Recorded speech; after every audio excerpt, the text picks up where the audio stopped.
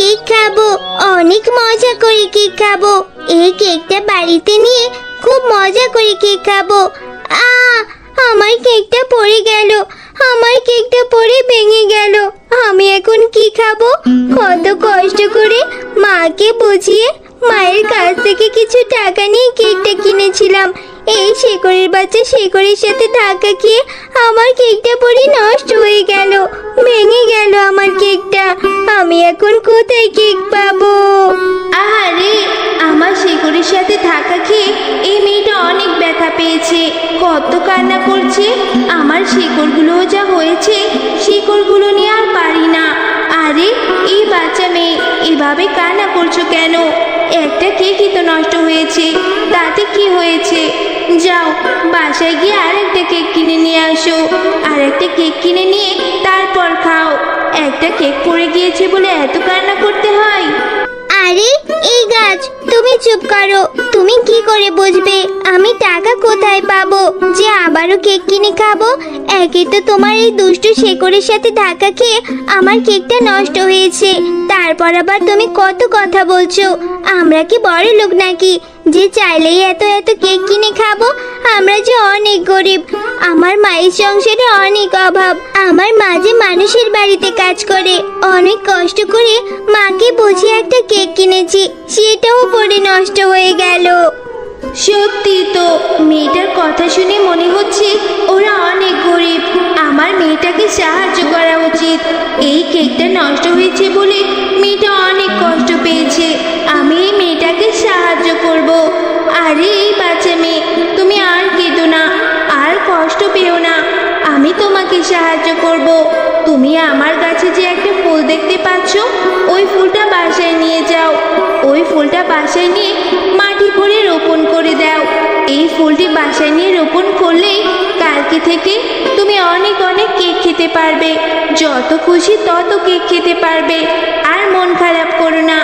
যাও এই ফুলটা নিয়ে বাসায় চলে যাও। আরে গাছ, তুমি আবার এটা কি বলছো? তোমার এই ফুল নিয়ে আমি কি করব? তোমার এই ফুল থেকে কি বা কেকের গাছ হবে? আর তুমি যেহেতু বলছো, তাহলে আমি ফুলটা নিয়ে যাই, নিয়ে রোপণ করে দেখি। তারপর কেক হলে আমি খেতে পারবো। কেক খাওয়ার জন্য যে আমার মনটা খুব ছটফট করছে।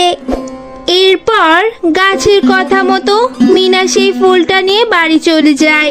আর বাড়িতে গিয়ে সেই ফুলটা তাদের ঘরের উঠানের সামনে রোপণ করতে থাকে। আরে মিনা, এটা তুই কি করছিস? এই ঘরের উঠানে এভাবে গর্ত করছিস কেন? আর এই ফুলটা তুই কোথায় পেয়েছিস? এই ফুলটা থেকে কেমন যেন একটা ঝাঁঝালো গন্ধ বের হচ্ছে। আর এই ফুলটা দেখতেও কেমন অদ্ভুত।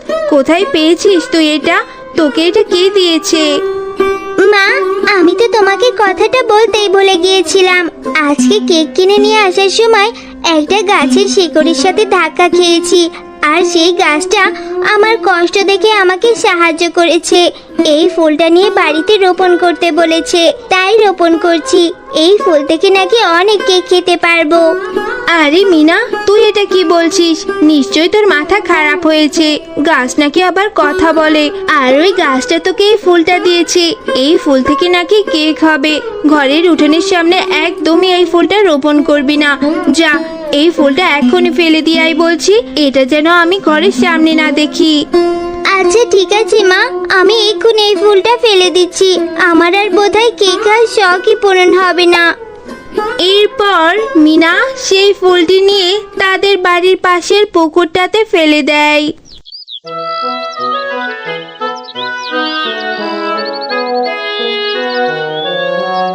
মা, ও মা, দেখেছো কালকে সেই ফেলে দেওয়া ফুল থেকে কি সুন্দর সুন্দর কেকের গাছ হয়েছে?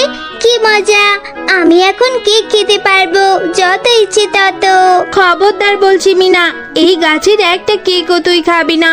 কোন গাছ নাকি তোকে ফুল দিয়েছে, সেই ফুল থেকে আবার এত বড় কেকের গাছও হয়ে গেল। আমার কেমন জানি একটা সন্দেহ হচ্ছে। কোনো রহস্য নেই তো এর মধ্যে? নিয়ে চল তো আমাকে সেই গাছের কাছে।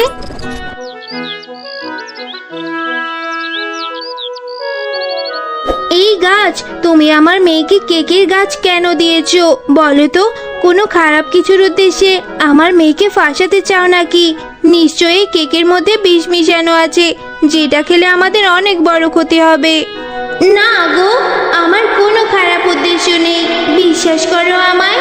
আমি তোমার মেয়ের মুখ থেকেই শুনেছিলাম তোমরা অনেক গরিব, অনেক কষ্টে তোমাদের সংসার চলে, আর গরিব মানুষদের উপকার করাই আমার ধর্ম। তাই তো আমি তোমার মেয়েকে সেই ফুল দিয়েছিলাম, যাতে করে কেকের গাছ হলে সেই গাছের কেক খেতেও পারবে, আবার বাজারে বিক্রি করে তোমাদের সংসারটা ভালোভাবে কাটাতেও পারবে। ও সত্যি বলছো? তোমাকে অনেক ধন্যবাদ গাছ, তুমি আমার অনেক বড় উপকার করেছো। ঠিক আছে, এখন থেকে এই গাছের কেক পেড়ে আমরা খাবো এবং বাজারে নিয়ে বিক্রিও করব। এই গাছের দিনের বেলার কেক তোমরা খাবে এবং বিক্রি করবে, আর রাতের বেলার কেক ভুলেও ছবে না, খাবেও না, মনে রেখো। যাও, এবার বাড়িতে যাও। মা, ভালোই হয়েছে। এই গাছের কেকগুলো এত মজা, সবাই কিনে খুব মজা করে খাচ্ছে।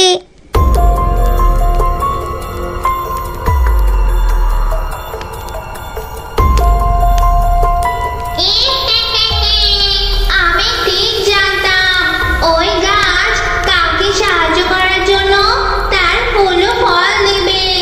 একদিন আমি ওই গাছের অনেকগুলো ফল নষ্ট করেছিলাম বলে ওই গাছ আমাকে অপমান করে ওখান থেকে তাড়িয়ে দিয়েছিল। আমি ওই দিনে পণ করেছিলাম, ওই গাছ যদি কাউকে তার ফুল ও ফল দিয়ে সাহায্য করে, আমি তার সাহায্য করার জিনিস নষ্ট করে দেব। ওই গাছ আবার শেফার মেয়ে মিনাকে কেকের গাছ দিয়ে সাহায্য করেছে। তো এখনই আমি ওই গাছের সব কেককে গাছটাকে নষ্ট করে দিয়ে আসবো। কারোর ভালো যে আমার সহ্য হয় না।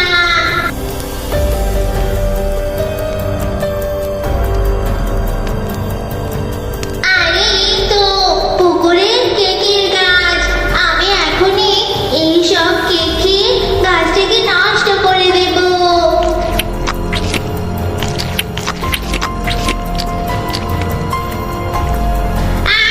এ কি হলো আমার?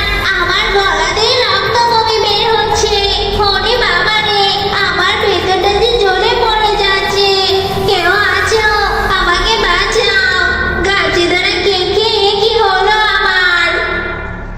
আমি ঠিক জানতাম আমার সাহায্য করার জিনিস নষ্ট করার জন্য তুই ঠিক উঠে পড়ে লাগবি, তাই তো আমি কায়দা করে রাতের কেকগুলোকে বিষাক্ত করে দিয়েছিলাম। এবার উচিত শিক্ষা হয়েছে তোর।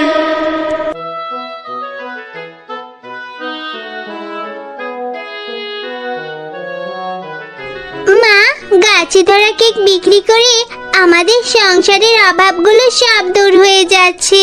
ও বন্ধুরা, গল্পটি যদি